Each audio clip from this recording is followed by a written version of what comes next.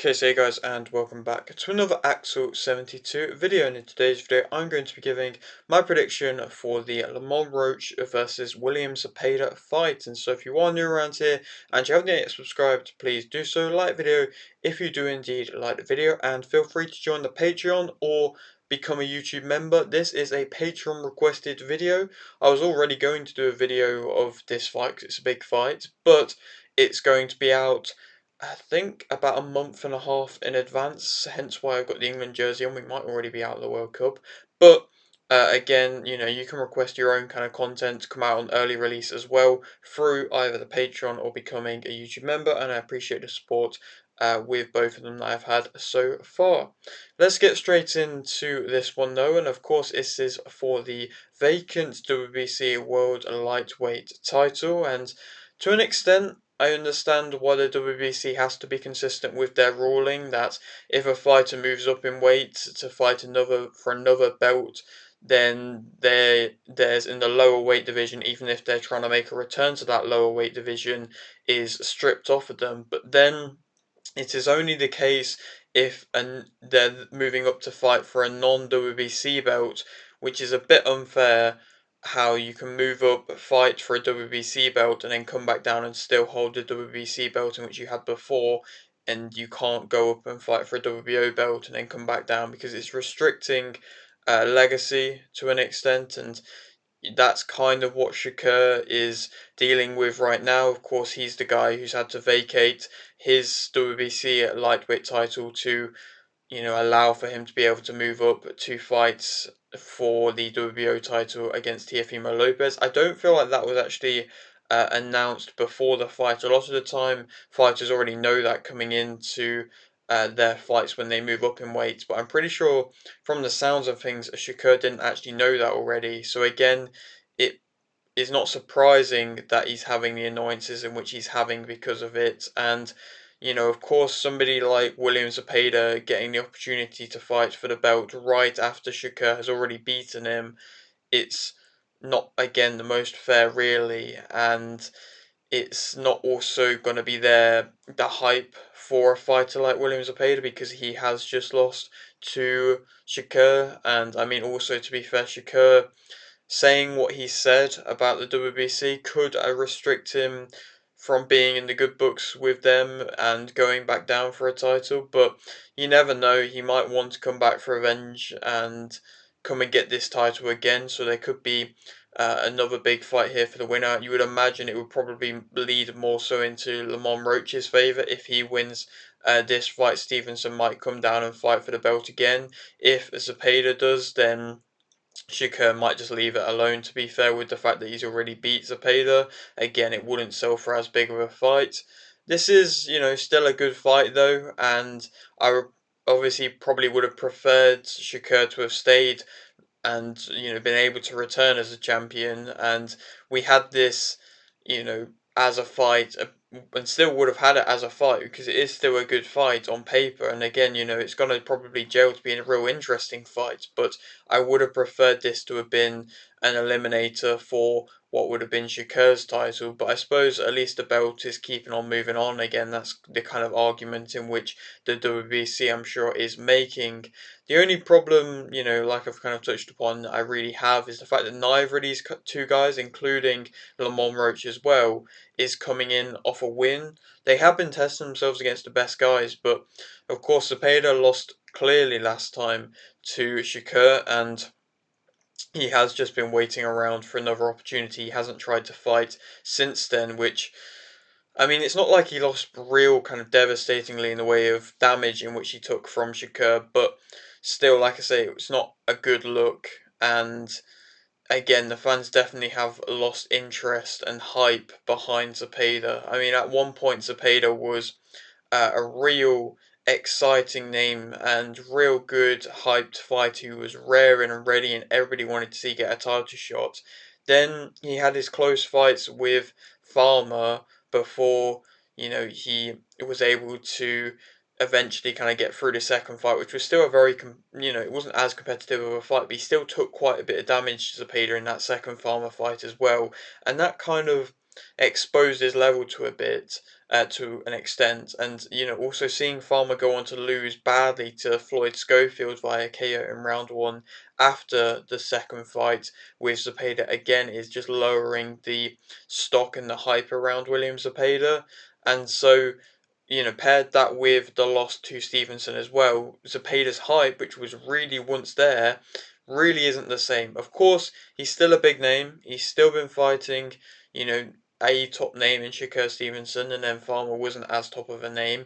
But again, that hype just isn't there at the same level as what it once was. And of course, Lamont Roach, he kind of got into the limelight and got into the big deal, I suppose, big fame past him becoming a world champion. He was a world champion down at Super Feather, but then with everything that happened with the Gervonta Davis fight, he obviously was kind of rumored to have had a rematch for a while, and he should have had a rematch, and that really did build a decent kind of stock around him, and ended up with him. I'm pretty sure getting a PBC deal, and now, of course, he's a more known name in the lower weight divisions than he ever was, because when he first fought Gervonta Davis, a lot of people were underestimating him, me included, thinking, why is somebody like Gervonta Davis not taking a real big name fight, a real, good selling one like a Shakur Stevenson? And of course, he got shown up to an extent in that fight. It wasn't, again,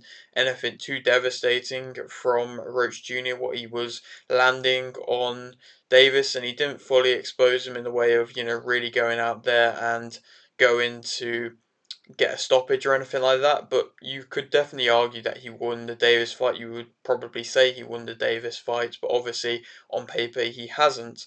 And then for him to come back and then get a fight with Pitbull Cruz, because of course there was rumours and it was ordered for him to fight Gervonta Davis, but then Gervonta has had loads of different things happening in the outside world with court problems and things like that. So there's no even thought. We don't know if he's going to be making a return or not. There's rumours of a Schofield fight, but we don't know if he will be making a return. So, of course, Roach came back, but then he came back in the super lightweight division, which was interesting as well, to fight for the WBC interim super lightweight title against Isaac Cruz, which, of course, was Cruz's belt, I'm pretty sure. So that was, again, surprising that that fight kind of came out of nowhere, really. But again, another big name, and another name in which had fought Gervonta Davis, and again, still kind of remained at the top level. And again, that was an interesting competitive fight where we actually saw Lamont Roach get dropped in quite dramatic fashion, in the way of just the way that he kind of went off and stumbled back and touched his hand to the canvas, not actually getting tremendously hurt, but there was definitely some punches in which he took in that fight, which he didn't take in the Gervonta fight, which showed, again, maybe he wasn't too comfortable up at super lightweight, and that's probably why, another reason as to why he's making a return back down to lightweight again. But obviously he was a champion at super feather, but the fact he's coming off back-to-back draws isn't the best, and the fact that in both of them back-to-back draws, he did drop Gervonta Davis, which was a huge moment, but he never really had either of the two guys badly hurt, I think. At least from my perspective, I don't think he did. So, again, I don't feel like the hype is there and would have been there for him to get a title fight, this title fight, right after the Gervonta Davis fight. But instead, because we've seen him go to the fight with Isaac Pitbull Cruz, which was still very competitive and was definitely more of a draw, you would say, than the Davis fight was, it's again, like I say, slowed down the hype, and the fact that he hasn't avenged either of them. I mean, he hasn't had the opportunity to avenge the Davis one, which is obviously, no fault of his own, but he's chosen not to go and try and go for Isaac Cruz again. Obviously, like I mentioned, he's chosen to come back down in weight again.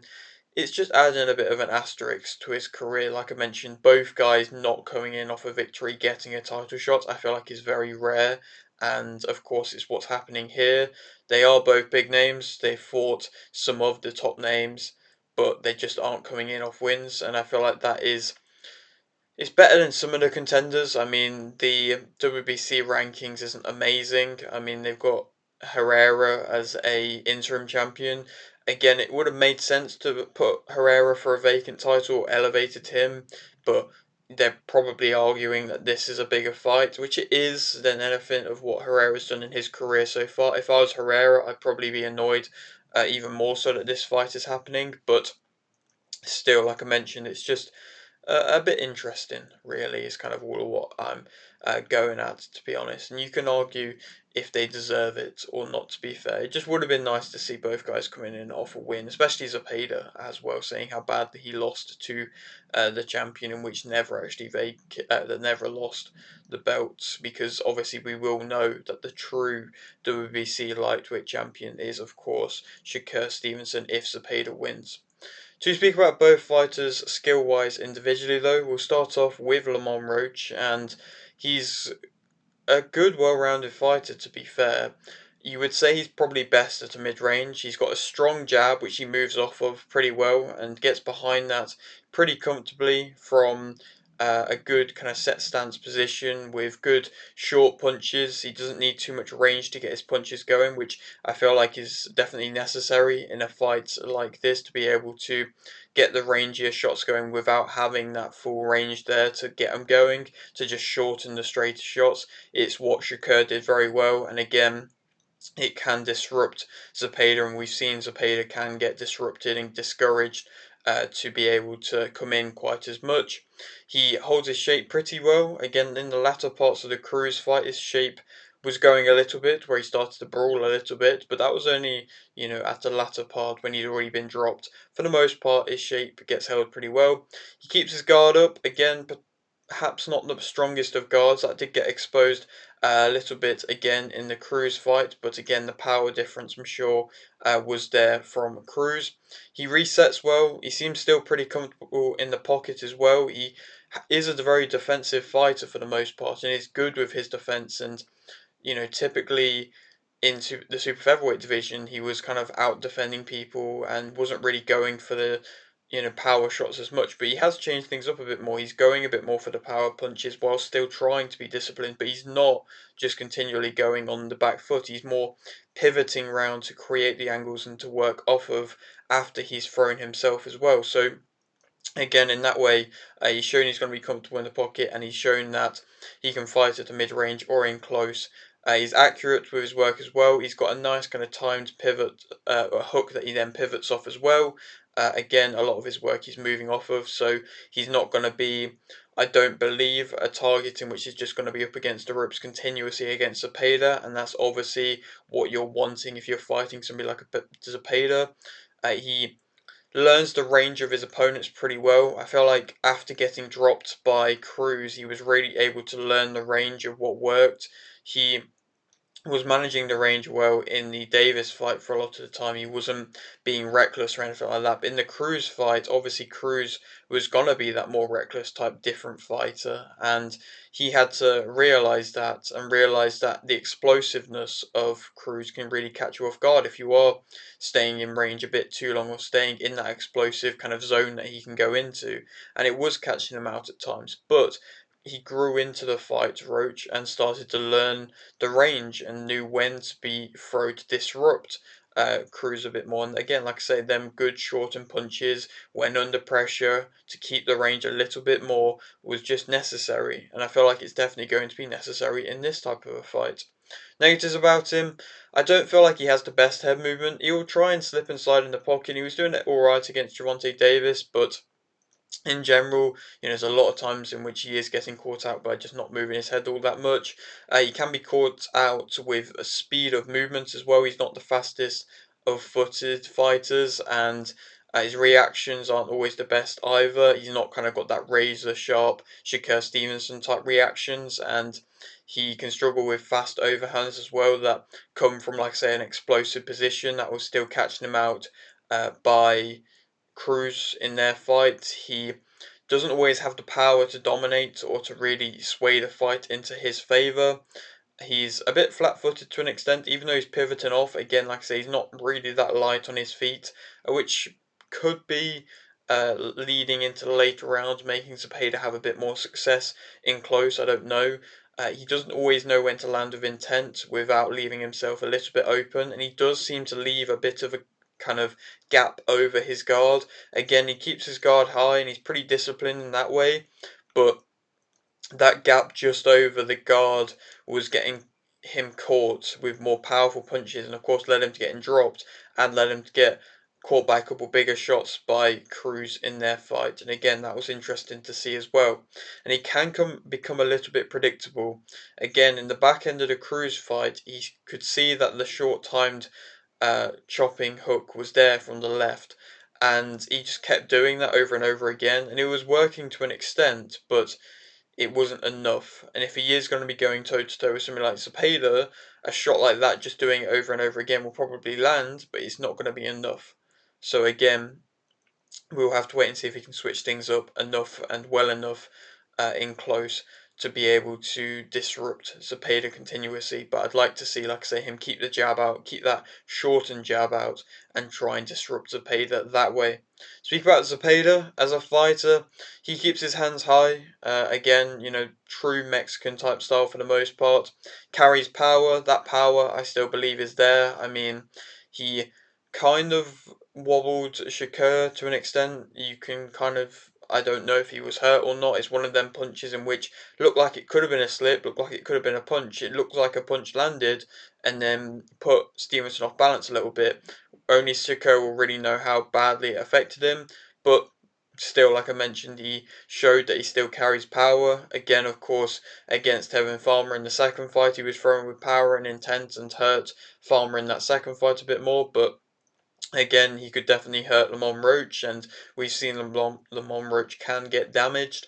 He has a high output, he pairs up his hooks very nicely, he works anytime pretty much he gets the chance to and can be in close to, and he showed that in the Farmer fights especially, you know, any time in which the fight did get in close, he was just working pretty instantly. He's aggressive, he forces himself onto the front foot, which I feel like Lamont Roach is not really going to be able to discourage him from being on the front foot, and Shakur had to work on the back foot to be able to have success against him, and he was able to do that well, but Lamont Roach is going to have to be able to do that very well in this fight. He works low to high well. I feel like he throws to the body a bit more than that of Roach. He can overwhelm you with his style if you kind of wilt at any point, and he knows for sure when to turn up the tempo. Of course, credit to Farmer how tough he was, especially in that second fight when Zepeda turned up the tempo when Farmer was hurt. He really, you know, did bite down on the gum shields and keep going. But again, a lot of people won't be able to deal with that kind of work rate and output just coming towards you. Again, especially when you're already hurt. And he does have a strong work rate. He can keep going into them later rounds. Of course, you know, in the Stevenson fight, he was starting to become a bit frustrated and a bit reluctant to an extent. And anytime he was at a mid range, he just wasn't landing. And I think that did tire him out a little bit more. But if he is continually landing, then that work rate is going to stay consistently there. To speak negatives about him, he does stay in range too long, so again, he is a big target there to be landed on for the most part, even if he does have his hands high. He's not really smothering you, so there is gaps still there for you to throw, and again, that was something in which Stevenson was having success with. There was little gaps, little pockets in which, you know, Stevenson was comfortable with the output of Zepeda, then was coming back in the pockets with the speed in which he had to then respond back because of the fact that Zepeda was just staying in range and not smothering himself after throwing or, you know, getting in too close so that Shakur couldn't get his work off. That would have been better. Maybe he's going to be doing that into this fight and probably trying to do that in this fight. But if he isn't, I feel like Roach is going to be able to have success in that way. He can't fight from a distance very well, and I don't feel like he can get past a strong jab all that well. And again, that jab, like I mentioned, really did, I feel like, make him a little bit of reluctant. By reluctant, he's not really being hesitant to come in. He is still throwing whenever he gets the opportunity to come in, but it was just harder for him to come in. He's not rapid at closing the distance, and again, going into the later rounds against Farmer, that was being shown as well. He does have times in which he is just trying to walk in and trying to walk you down, but he's not rushing to do that. And he's not, well, you shouldn't be rushing, but he's not being creative in the way he's doing that. He is just walking you down with his hands high. He's not trying to slip his way in. And again, it means that he is there to be landed on and walked onto with punches. And of course, Stevenson was able to do that, and Farmer was able to do that at times. He doesn't always extend the distance on his hooks all that well either. So again, that can lead to him missing, and again, Stevenson was kind of causing that to happen in their fight. And he does kind of, for the most part, forget his defense bar his hands being high. And I mean, Lamont Roach, like I say, pivoting round. If he can keep doing that, going back and forth, trying to take small steps back and things like that, that's what Shakur was doing, and it can be very effective against Zepeda, and it can really frustrate him, and it can lead to there being more gaps and more openings in the fight. But he's got to keep consistent doing that, Roach, to be able to have success in this fight. Otherwise, Zepeda is just going to chop away at him. Who do I think is going to win this fight? I think that Lamont Roach is going to win via a split decision. This could be another draw, and it really wouldn't surprise me if it is. But I'm going to lean to more towards Lamont Roach because, like I've kind of touched upon, I think the style of Roach is actually there to frustrate Zepeda, and if he fights another fighter like Stevenson, like he kind of is, not to the same level of speed or reactions or anything like that, but just like I said, the disrupting short and punches, pivoting round, not being up against the ropes the whole time, I would like to imagine, not trading all too much. I don't want to see him doing that like he did in the latter part of the Cruz fight, because that's not going to go into his favour, but he definitely could at moments, and that's why I feel like it's still going to be a close fight. But continuously trying to walk on to Zepeda and really establish the strong jab, which is just disrupting. And it can lead to Roach having success in this fight. And I think it is going to be just enough for him to nick a split decision. I think it's, like I say, going to be very competitive, and it wouldn't surprise me if it's, real competitive, because of the fact that Zepeda is probably going to be throwing the more eye-catching punches. But also, the shots in which Roach was struggling with against Cruz was the explosive kind of single punches, in which I don't feel like Zepeda has that same level of explosiveness when he is trying to close the distance, and because, like I say, he's not as good at closing the distance quickly, and like I say, with a single punch like Cruz can do, that was catching Roach off guard, whereas Zepeda might not be able to do it the same way. I feel like Zepeda will be more obvious when he is going to throw a barrage of punches, even if it is pretty continuous when he's doing it, more so than that of Cruz. Again, slightly leaning towards Lamont Roach. Still a very competitive fight, and still an exciting fight. Like I say, I'm not taking anything away from how exciting of a fight this is, and I'm here for it as well. I mean, if it's such a good fight, we could see it as a rematch. It definitely could be a rematch, especially if it goes to a draw. I want to see Lamont Roach get one of his draws back if he gets especially a third in a row. Otherwise, I mean, we could see Shakur Stevenson come, like I say, back down to try and fight. He said that he won't go up to welterweight. He could stay at super lightweight, but he might want to drop back down to a lightweight, and that wouldn't surprise me. And that would be a good fight. Lamont Roach versus Shakur Stevenson, a bit of a somewhat clash of styles to an extent. Could be interesting, especially if Roach beats Zepeda. Again, he probably won't be beating him as convincingly as that of Shakur, I don't believe. So people might, not be as interested in the fight, but it's still, could be a way for Shakur to become champion back at lightweight again if he wants that. Or, I mean, Gervonta Davis, it's probably a bit unlikely that we would see that rematch happen because of the fact that, like I say, I'm hearing that Schofield might be fighting Davis. But if that fight gets booked not in the not too distant future, we could then see Davis try and get things back with Lamont Roach Jr. If Davis beats Schofield and Roach and, gets that draw back, then he's right back in with being, the top names in the world of boxing. And so, that's a big thing in itself. Or, of course, Herrera, like I mentioned, WBC interim champion. Of course, the WBC take a while to really order their WBC interim fighters. So it wouldn't surprise me if they don't, but you never know. Maybe it might happen for Herrera. But yeah, that is it for today's video. Hope you did enjoy. Like the video if you did indeed like the video. Subscribe if you're new, and thanks for watching.